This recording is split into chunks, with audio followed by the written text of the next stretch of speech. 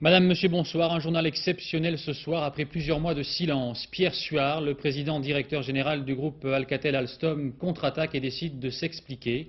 Pierre Suard, bonsoir. Merci infiniment d'avoir accepté notre invitation. Vous répondrez dans une dizaine de minutes et en direct à nos questions. Je rappelle que vous venez d'être mis en examen à 3 reprises, que vous ne pouvez plus diriger le groupe Alcatel-Alstom dont vous êtes le président. Vous n'avez toutefois pas démissionné du groupe. Nous vous retrouverons tout à l'heure, donc vous répondrez à nos questions en compagnie de Françoise Laborde et Michel Fine. Je vous propose avant cela de dérouler l'actualité de ce mercredi avec d'abord la très belle surprise offerte par Luc Alphand à quelques jours du printemps. Il a remporté aujourd'hui la Coupe du Monde de descente en s'imposant en Italie, la première victoire française depuis Jean-Claude Killy. Thierry Clopo. Ce globe de cristal, cette Coupe du Monde de descente, Lucio de Serre Chevalier l'avait tant et tant rêvé. Et pourtant ce matin au départ à Bormio, Alphand sur les rotules ne croyait pas une seconde au miracle. On a eu 2 entraînements hier, j'étais complètement cuit, j'ai fait 3 heures de sieste, je me suis à peine levé pour aller manger. Après je me suis recouché à 10 heures, je me suis levé à 8 heures. Je veux dire, c'est incroyable, j'ai dormi 13 heures cette nuit, j'en pouvais plus. Et même ce matin, j'avais pas de très bonnes sensations. C'est vrai que depuis sa double victoire historique en janvier dernier à Kitzbühel, Luc n'était plus monté une seule fois sur le podium. Tournée manquée aux États-Unis et contre-performance récemment en Norvège. On pensait qu'il terminerait sa saison en roue libre. Mais Luc, l'homme aux 1000 blessures, qui a failli arrêter sa carrière il y a 18 mois, n'est pas homme à se laisser abattre. Alphand, c'est au fond de lui qu'il en fait une infime chance de décrocher ce fameux globe de cristal. Alors, Dossard 11, meilleur temps intermédiaire, dans le mur d'arrivée, il skie à plat ventre, comme l'on dit dans le jargon des skieurs, à fond, et cela va payer. Première place, à 24 centièmes de l'Américain Kit, Ghedina, l'Italien, qui était grand favori pour la victoire finale, termine seulement 6e. Cela suffit au bonheur de Lucio. Il a fallu attendre la dernière course, le dernier moment pour savoir qui gagnait la Coupe du Monde. Et puis c'est moi. Et puis c'est moi après toutes ces années de galère. Et puis je suis vraiment très content et très content déjà pour moi, parce que de prouver déjà à tout le monde que Kitzbühel c'était pas un coup de cul, parce qu'il y avait 2 courses en une journée. En décembre j'étais déjà présent, j'ai eu beaucoup de mal au mois de mars et puis bon là je finis en beauté comme on dit. Cette victoire inespérée à Bormio, c'est l'apothéose dans la carrière d'un skieur qui à 29 ans n'a jamais été épargné. Je me dis, bon voilà, j'ai pas fait 10 ans et j'ai pratiquement pas sacrifié toute ma jeunesse et puis tout ce que j'ai fait, je l'ai pas fait pour rien. Et il me restera quelque chose qui est à moi et puis qui prouve aux autres que le travail, c'est du travail le ski, c'est pas seulement aller s'amuser. Devant le tribunal de Valenciennes maintenant, au 3e jour du procès au MVA, une succession de témoignages aujourd'hui des dirigeants des 2 clubs et Jean-Pierre Bernès, témoignages des dirigeants des 2 clubs et Jean-Pierre Bernès semble plus que jamais isolé. Sur place, nous retrouvons Dominique Verdeillan et Patrick Deschmecker.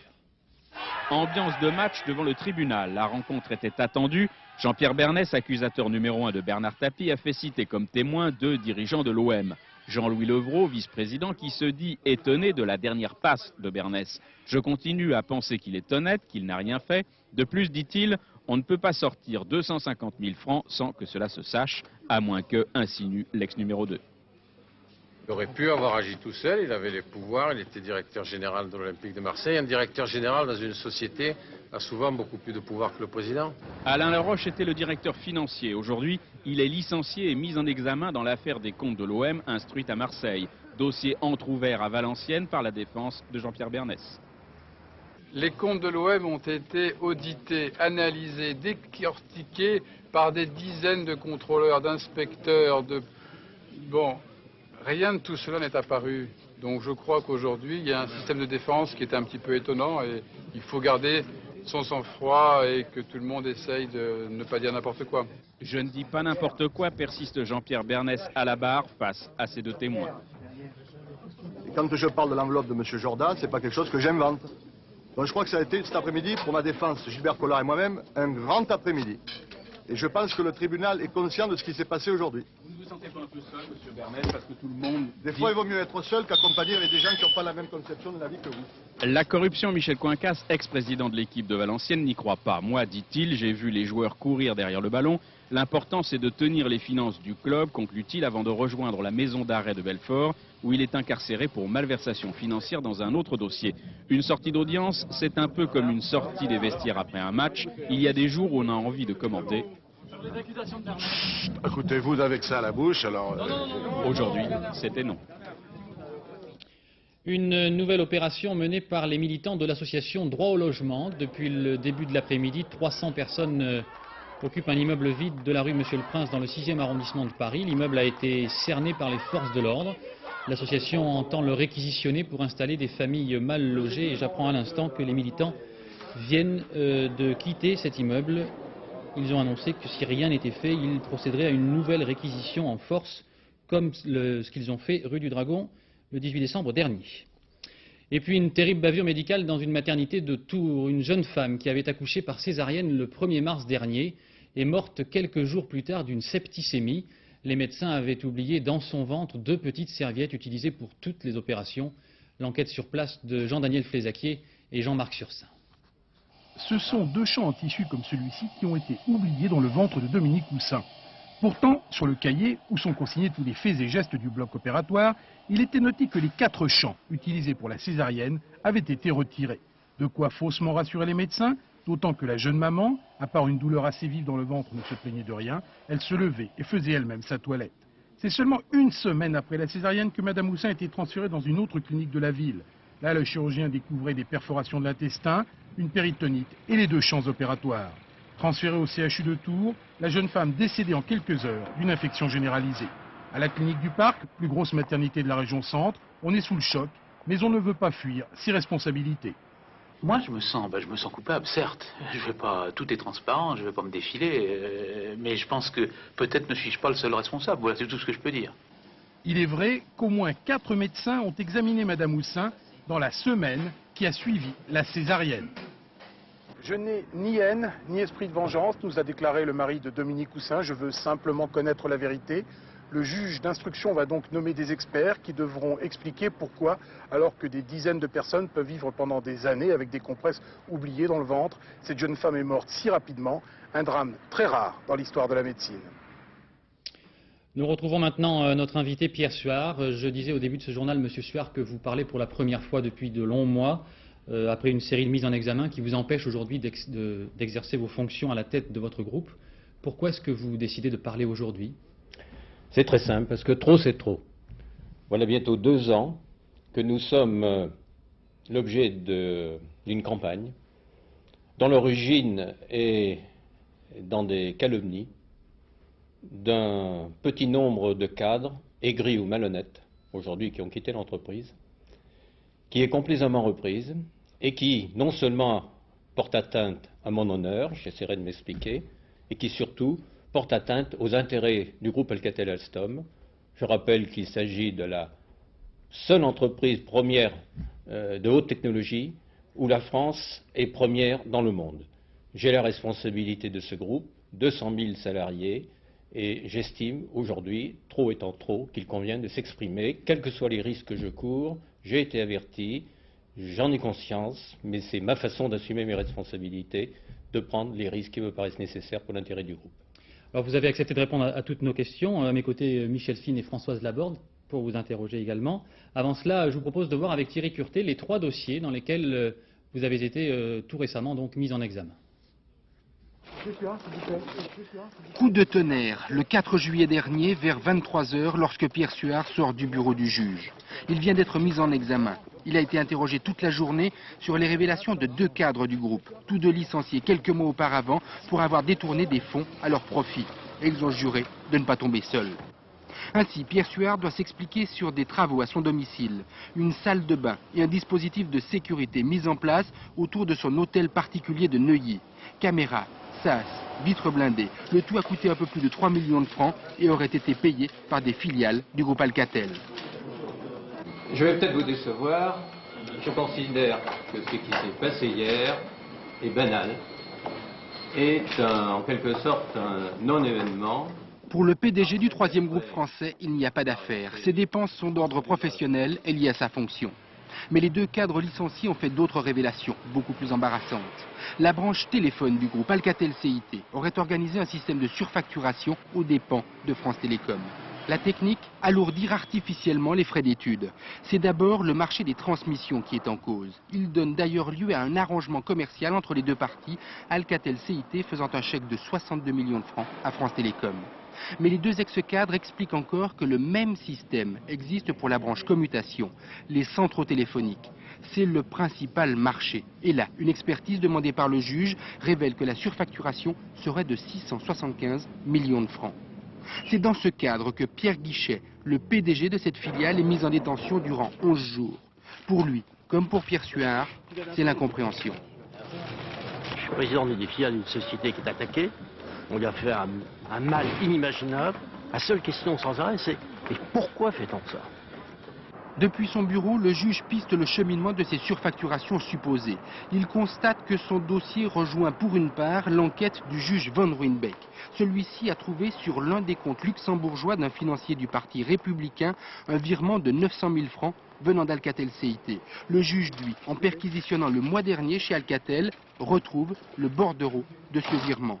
Dès lors, sa conviction est qu'il y a bien de l'argent noir qui circule entre les filiales d'Alcatel. Pierre Suard, nous allons revenir sur l'ensemble de ces dossiers qui sont, on vient de le voir, extrêmement compliqués. Mais vous nous dites ce soir, dans l'ensemble des accusations qui sont portées contre moi, il n'y a rien de vrai.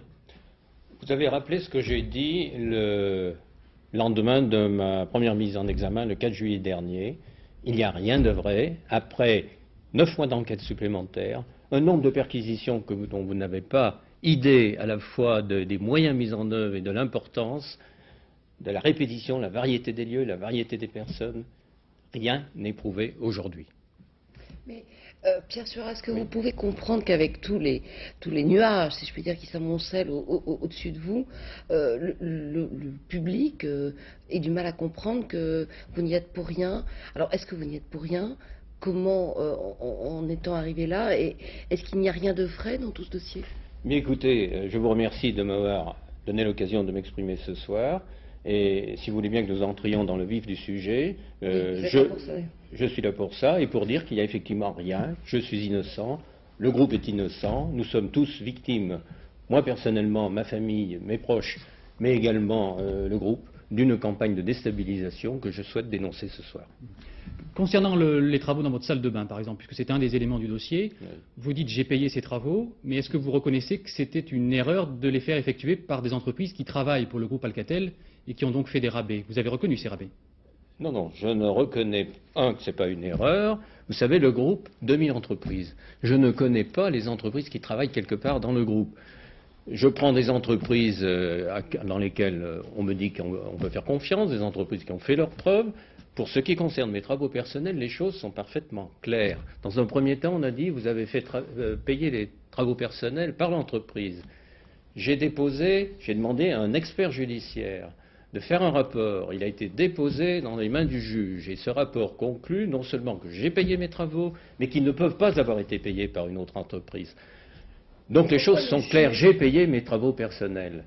Pourquoi le juge, à votre avis, s'intéresse justement à tout ça, si effectivement il n'y a pas le début du commencement d'une preuve, comme vous le dites? Je crois qu'il faut lui poser la question à lui-même.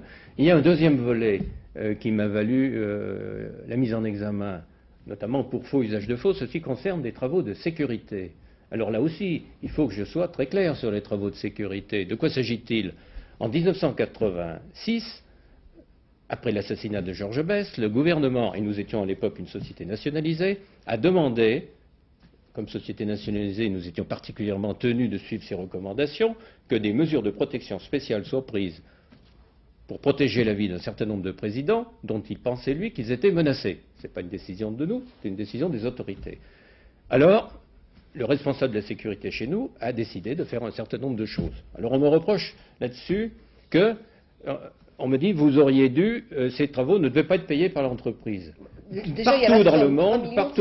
Partout dans le monde, les travaux de sécurité sont payés par l'entreprise. Spontanément, le lendemain de ma première mise en examen, M. von Pierer, le président de Siemens, notre grand concurrent, a déclaré, sans être sollicité, mais naturellement, chez moi, les travaux de sécurité sont payés par le groupe Siemens, même ceux qui sont faits dans ma maison. Protéger le domicile. Pourquoi protéger le domicile de quelqu'un? Aujourd'hui, ce sont des événements anciens, j'espère qu'on ne les revivra pas. Mais je rappelle quand même que Georges Best a été assassiné alors qu'il allait rentrer chez lui. Le général Autran a été assassiné alors qu'il quittait son domicile. Et Guy Brana, vice-président du CNPF, a survécu à l'attentat, heureusement, mais il a été mitraillé chez lui. Donc il est naturel que l'on protège le domicile. Et deuxièmement, il est également naturel dans notre groupe que, et c'est le conseil d'administration l'a confirmé par écrit, le juge le sait, que ces dépenses sont naturellement à prendre en compte par le groupe. Et je vous assure que ce n'est pas un avantage à nature. Vous pouvez demander à mes proches, à ma famille, de vivre avec ces mesures de sécurité. C'est une contrainte. Monsieur Suard, je crois que ce que le juge vous reproche, c'est d'avoir tenté de dissimuler la facturation de ces travaux à votre entreprise. Autre invraisemblance de ce dossier. Le juge sait, parce que le responsable de la sécurité a déclaré, il a été interrogé par la police, il a déclaré « c'est moi qui ai décidé ». Pour que l'on ne puisse pas reconstituer la nature du dispositif de sécurité, de modifier la nature des prestations. Un des paradoxes de cette instruction, c'est qu'il déclare « c'est moi, je l'ai fait de ma propre initiative, personne ne m'a rien demandé ». Il n'est pas interrogé. Il n'a pas été interrogé par le juge, ce directeur de la sécurité. Et c'est moi qu'on accuse d'avoir falsifié les factures. Le juge, en revanche, vous a interrogé sur votre patrimoine personnel. Est-ce que vous considérez aujourd'hui qu'il y a des zones d'ombre, des raisons pour que le juge s'intéresse à votre fortune, aux conditions dans lesquelles vous avez acquis là, vous allez, 2 immeubles? Oui, écoutez, là, vous allez m'amener à faire un exercice que je n'aime pas du tout, à vous parler de ma vie personnelle. Je constate d'abord qu'après m'avoir accusé d'avoir fait payer les travaux par l'entreprise, comme j'ai apporté la preuve que c'était faux, alors maintenant on me dit, je suppose que le raisonnement c'est de dire, il les a peut-être payés, mais d'où vient l'argent avec lequel il a payé? J'ai été interrogé hier, enfin mardi, hier, pendant 4 heures, sur mon patrimoine. J'ai répondu à toutes les questions du juge, et je vais vous dire que sur ce point-là, comme sur le reste, j'ai la conscience parfaitement tranquille. Mon patrimoine, c'est le résultat de 35 ans de vie professionnelle, c'est le résultat de mon travail, c'est le résultat aussi des économies que ma femme et moi avons fait. Je suis d'origine très modeste. J'en suis fier, aucun complexe, je n'ai jamais eu d'héritage. Je suis reconnaissant à mes parents qui m'ont donné à la fois une bonne santé et une force de caractère pour résister aux difficultés de la vie, et Dieu sait, en ce moment j'en ai besoin. Et puis ils m'ont permis de faire des études qui m'ont permis ensuite de progresser dans la vie. À 20 ans, je suis d'origine provinciale. À 20 ans, je suis parti un jour pour rejoindre l'école polytechnique. Et après, évidemment, ça a été un tournant dans ma vie. Et vous comprenez. Mais donc, mon patrimoine, c'est ce que j'ai gagné. Et je pense honnêtement, 35 ans de vie professionnelle, 22 ans à Alcatel-Alstom, dont 9 ans à la présidence du groupe, je pense que ce que j'ai au terme de cette vie professionnelle, terme j'espère pas immédiat, mais enfin à cette étape de la vie professionnelle, est modeste, je le dis comme je le pense, même si les chiffres cités paraissent énormes, je m'excuse, et me paraît modeste par rapport à la situation de mes homologues à l'étranger que professionnellement je suis amené à fréquenter. Mais je le dis tout net, sur la vie privée, mon style de vie ne me permet pas de me comparer à mes homologues étrangers. Donc, pour le patrimoine, je suis clair, j'ai répondu à toutes les questions du juge pendant 4 heures. Je vais vous donner un exemple d'une question que le juge m'a posée. Il me dit, tel jour, vous avez fait un chèque à Alcatel Réseau d'entreprise. Quelle explication avez-vous? J'ai payé de l'argent à une entreprise du groupe. Alors il me dit, quelle explication avez-vous? Je lui dis, monsieur le juge, c'est le règlement de l'installation du téléphone dans mon appartement, dans l'immeuble de Neuilly. J'ai senti qu'il était un peu interloqué, et je lui ai dit, oui, monsieur le juge, voilà, je paye tout, y compris le téléphone. On va voir précisément sur l'état de votre patrimoine, puisque les hommes politiques ont publié le leur. Quel est l'état du patrimoine du PDG d'Alcatel-Alstom? C'est un sujet de Valérie Gagé et Éric Lemasson. Hier, le PDG d'Alcatel-Alstom a détaillé devant le juge d'instruction l'état de son patrimoine et de ses revenus. Pierre Suard gagne 1 million de francs par mois et perçoit des dividendes supplémentaires pour ses participations au conseil d'administration d'autres grandes sociétés. Total de ses revenus, 13 millions de francs par an.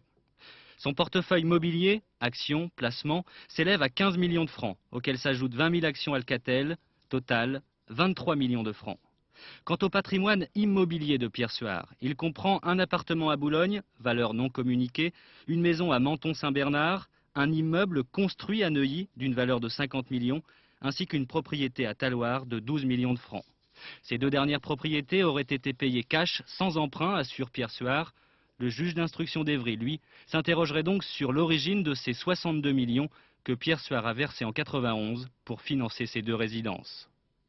Vous comprenez que l'on puisse s'étonner comme ça que la même année, vous ayez pu acheter à la fois un hôtel de 50 millions de francs à Neuilly et une maison dans les Alpes? Si c'est le résultat de 35 ans d'économie, oui, ça ne m'étonne pas. Et d'autre part, il y a des inexactitudes dans ce qu'il vient de dire. L'appartement de Boulogne, je l'ai vendu. Et les valeurs des actions ont malheureusement baissé, en particulier suite à l'action du juge. Une toute dernière question sur votre patrimoine. Est-ce que vous comprenez l'émotion de certains travailleurs qui trouvent qu'un patron payait 1 million de francs par mois quand il gagne 7 000 francs, c'est beaucoup?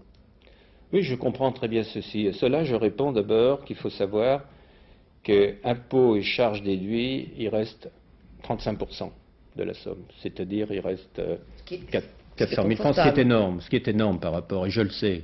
Je le sais d'autant plus que je vous dis... les sommes dont on parle sont considérables. Je suis d'origine très modeste, et dans mon entourage très proche, on ne peut pas être plus explicite, mon entourage très proche, je sais comment on vit avec peu d'argent, je le sais.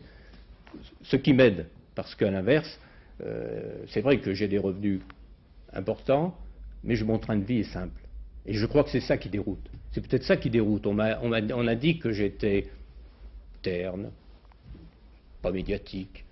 Je n'ai pas cherché. Moi, ma conception de la responsabilité professionnelle, c'est de faire son métier, de le faire complètement. Et au poste où je suis, j'ai vraiment besoin de toutes mes heures disponibles pour les consacrer à l'entreprise. Alors peut-être, effectivement, j'ai eu tort de ne pas consacrer assez de temps à ce qui fait que dans l'establishment parisien, vous êtes considéré, vous êtes l'un parmi les décideurs de Paris. Moi, ce qui me paraît plus important, c'est d'être reconnu dans l'entreprise comme légitime, comme efficace. Et je suis sûr, ne serait-ce que par l'important courrier que j'ai reçu ces derniers jours, que c'est le cas. Pierre Suard, je voudrais qu'on passe à l'autre volet, l'autre dossier dans lequel vous êtes mis en examen, le problème des surfacturations. Cela porte sur une somme énorme également, 675 millions de francs. C'est des fantasmes purs. Ce sont des fantasmes, mais il y a quand même eu un rapport d'expertise qui a conclu à des surfacturations. Qui est contesté, mais écoutez, je vais vous l'expliquer.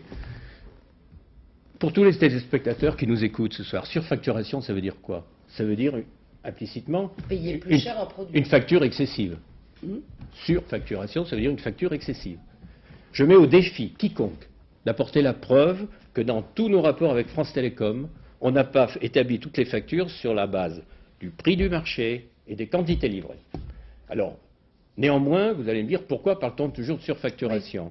Alors, franchement, à partir de là, je crois que la communication dérape, parce que, je répète, je mets au défi quiconque d'apporter la preuve qu'il y a eu surfacturation. Et j'ajoute deux choses. Premièrement, les prix dont bénéficie France Télécom, notamment l'année litigieuse, qui est 1991, ce sont les plus bas d'Europe. D'autre part, ce sont également, par définition, également les plus bas de France. Ça veut dire que le deuxième fournisseur de France Télécom bénéficie de prix plus élevés que nous. Alors je ne comprends pas pourquoi, depuis 18 mois, nous sommes harcelés par cette accusation de surfacturation. Étymologiquement, il n'y a pas de surfacturation. Et deuxièmement, je constate que notre concurrent a bénéficié de prix supérieurs. Voilà pourquoi je suis particulièrement révolté par cette... Alors ensuite, vous me dites 600 millions, n'importe quoi. Je crois que la question... les chiffres officiels de l'enquête. Écoutez, à ma connaissance, ce n'est pas vrai. Il y a un rapport d'expertise d'un dénommé François Bouchon, expert agréé par la Cour de cassation. Effectivement, lui ne parle pas de surfacturation, il parle, lui, de majoration indue. De quoi? De majoration indue. Et il dit que France Télécom a été privée d'un moyen de contrôle. Majoration de quoi? Majoration du prix de revient. Mais le prix de revient, ce n'est pas ce qui établit la facture. Ce qui établit la facture, c'est le prix qui est inscrit dans le marché. Monsieur Suard, si effectivement il n'y a pas eu de surfacturation, qui est un terme, si vous n'avez pas fait payer plus cher à France Télécom... Absolument, on a même fait payer moins cher que les autres. Comment vous expliquez que France Télécom n'ait pas volé à votre secours et n'ait pas dit Alcatel, c'est tout à fait légitime, on a payé un prix de marché alors qu'on a vu que France Télécom finalement... France Télécom s'est même porté partie civile dans cette Oui, je pense que France Télécom a été impressionné par le tohu-bohu et a voulu avoir accès au dossier. Est-ce qu'il n'y avait pas un accord entre vous et France Télécom? Est-ce que ce n'était pas une manière de subventionner Alcatel de façon déguisée? Jamais? Sûrement pas. En tout cas, notre concurrent serait davantage subventionné si vous suivez que nous-mêmes, puisqu'il a un prix supérieur. Non, écoutez, je crois qu'il faut peut-être, le temps tourne, aller à l'idée qui est derrière cette surfacturation. L'idée, c'est de dire qu'est-ce qu'Alcatel CIT a fait de ses ressources. Bon, Alcatel CIT a reçu de France Télécom, je vous dis, des recettes, effectivement. France Télécom n'est pas le seul client, mais elle a reçu des recettes qui, au total, ont dégagé pour l'entreprise un bénéfice de quelques pourcents. C'est une société efficace, performante, bénéficiaire, c'est normal. Qu'est-ce qu'elle a fait dans ses dépenses? Eh bien, cette société, naturellement, elle produit, mais surtout, ce qui est plus coûteux dans notre industrie, elle prépare les produits de demain. Donc, nous faisons entre 15 et 20% des recettes en recherche et développement. Et en particulier sur ce plan-là, je tiens à dire que CIT a une politique exemplaire.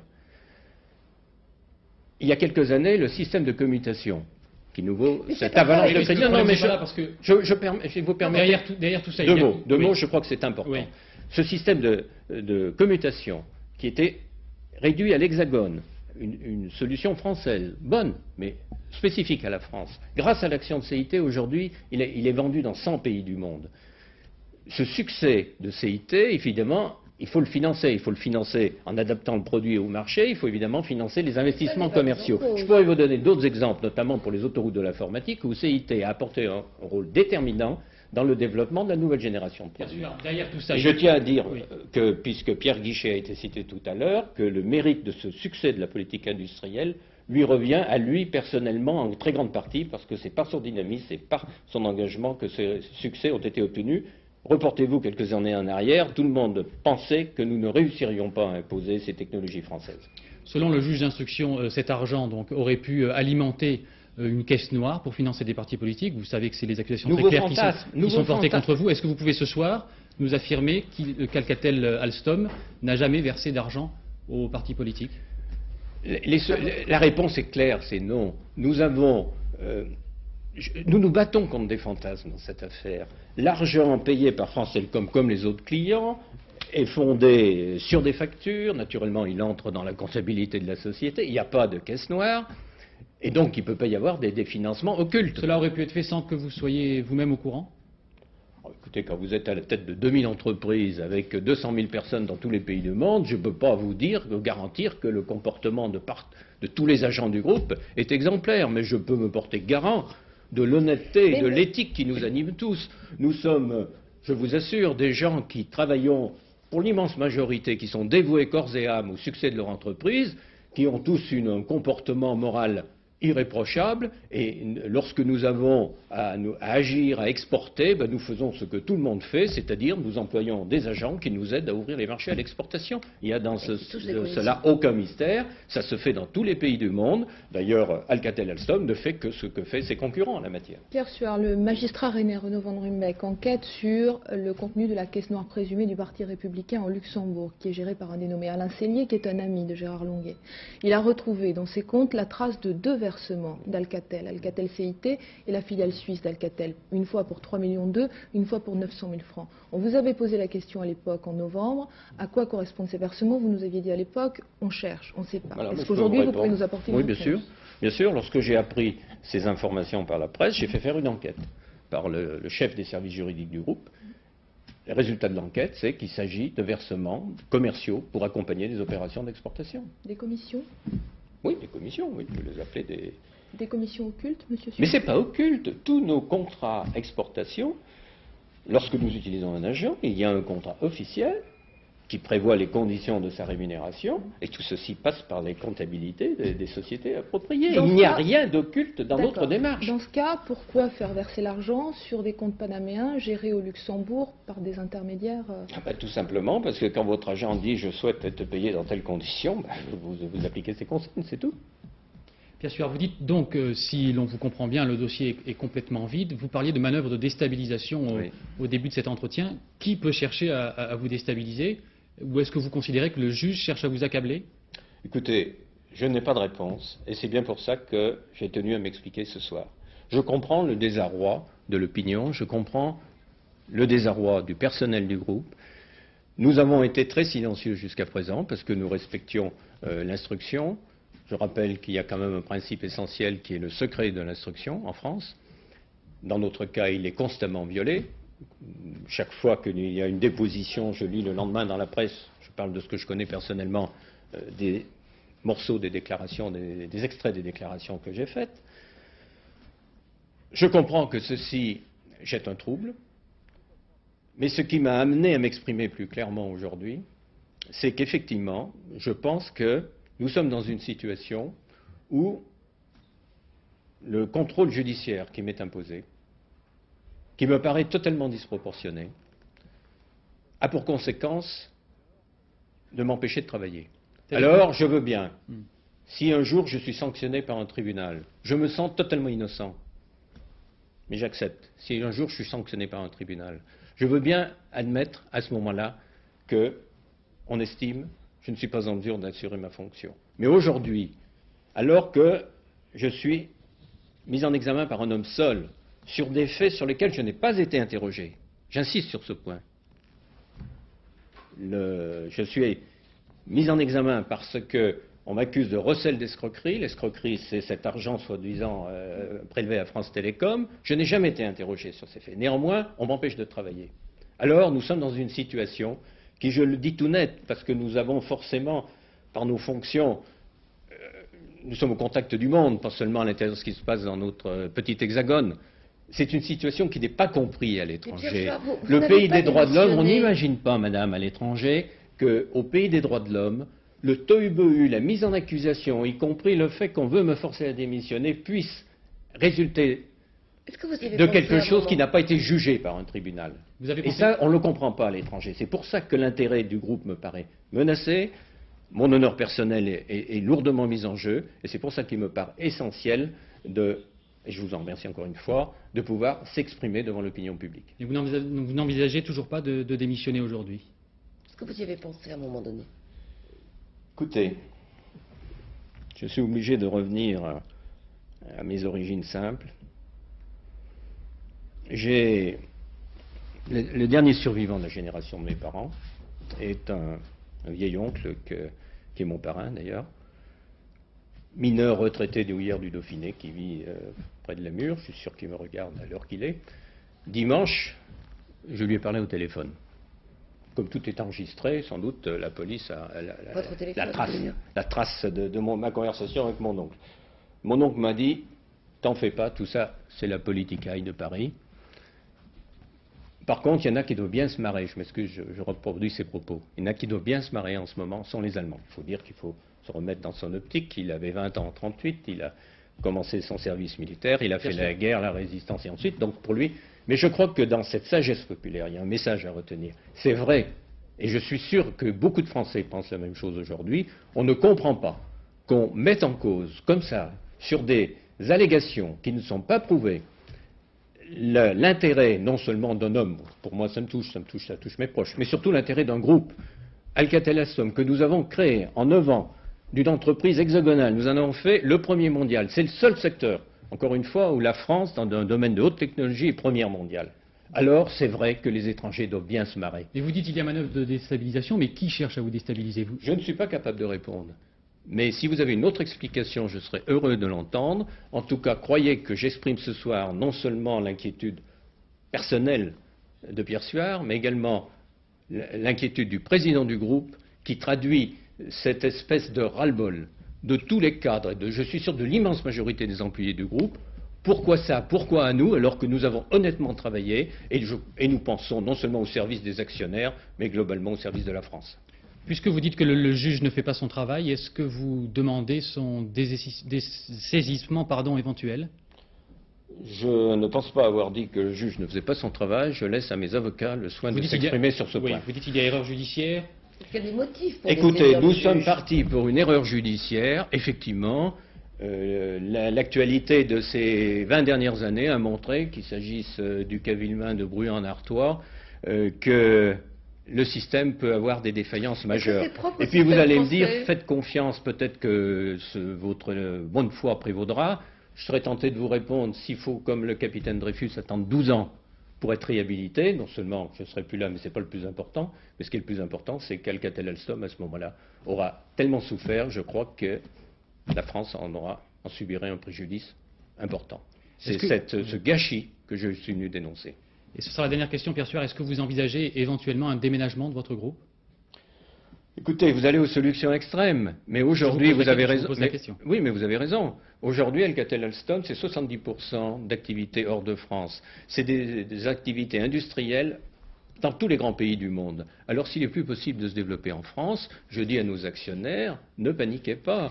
Nous avons d'autres cordes à notre arc et nous pourrons nous développer ailleurs. Ça veut dire, Pierre Suard, que vous pensez que le conseil d'administration d'Alstom préférerait changer de siège plutôt que de changer de président?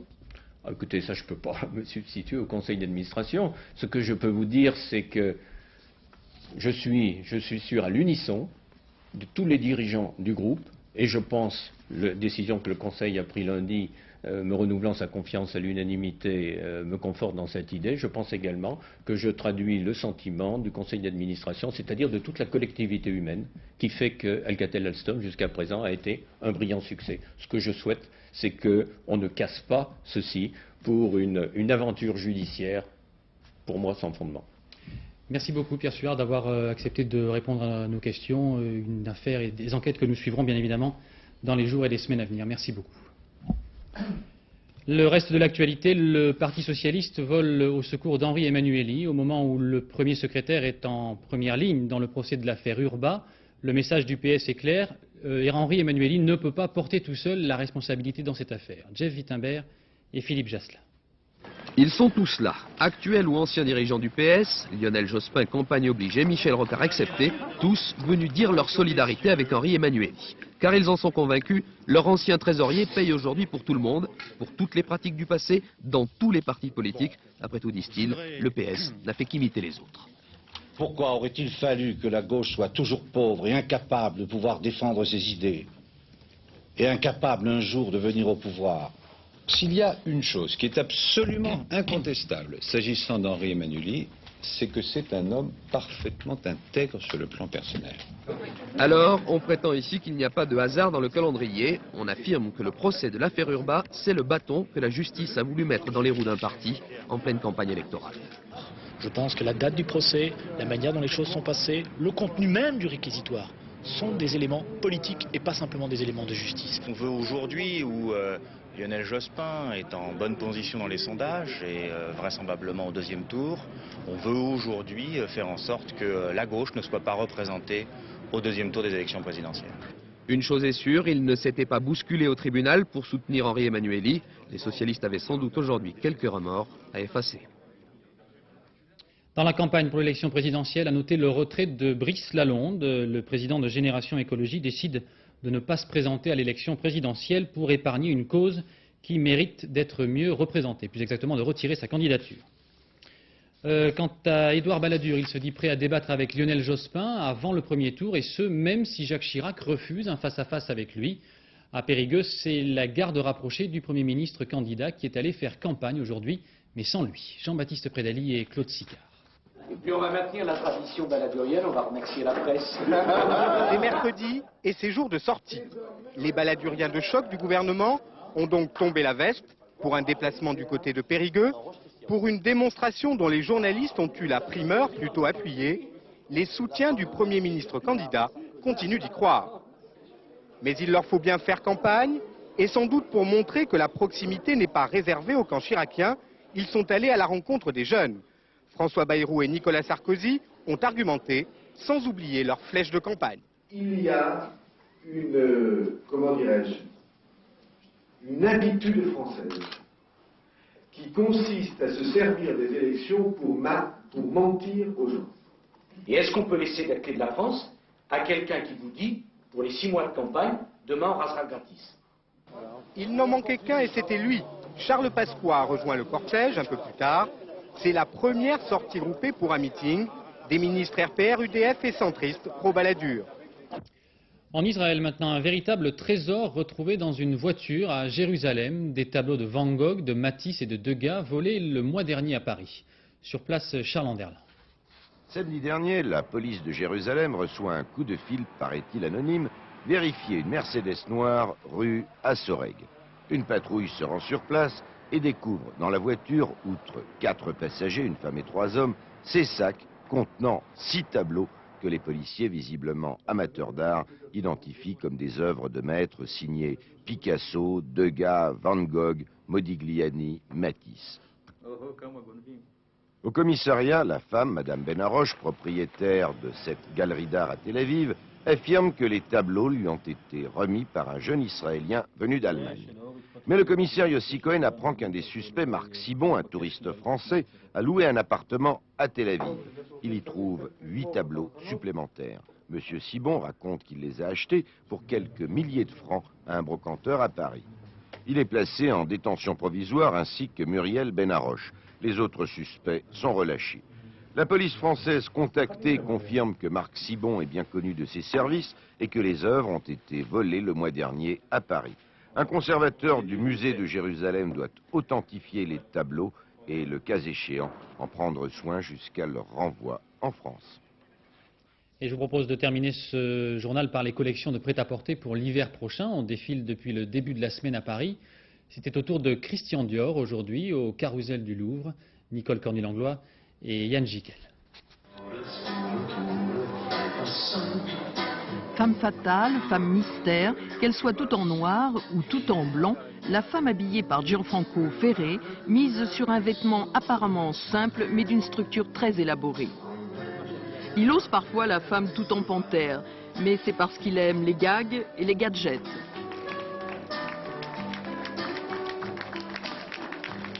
Et parfois, les taches animales ne sont qu'en accessoires, comme une audace, comme un clin d'œil. Retour au trench ou par-dessus confortable, douillet, doublé, matelassé. Et voici le rouge profond qu'affectionne ce créateur, parce qu'il évoque la force et la passion, le jour comme la nuit.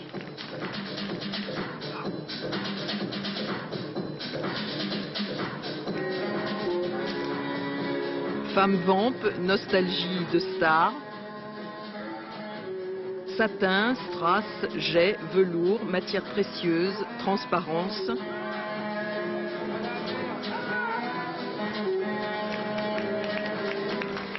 Mélange de romantisme et de provocation.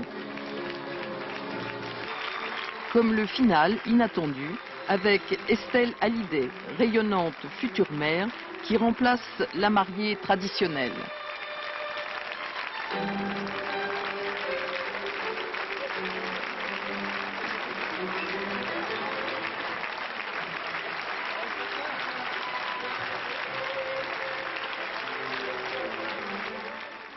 Voilà, sur ces très belles images de défilé, c'est la fin de ce journal. Dans un instant, la météo de Sophie Davant. Le prochain rendez-vous avec l'information, c'est vers 23h55 en compagnie de Catherine Sellac. Demain matin, dans Télématin, Gérard Leclerc recevra Philippe Devilliers dans Les 4 vérités. À 13h, Daniel Bilalian. Et j'aurai le plaisir de vous retrouver à 20h. Je vous souhaite une très bonne soirée. Merci, bonsoir.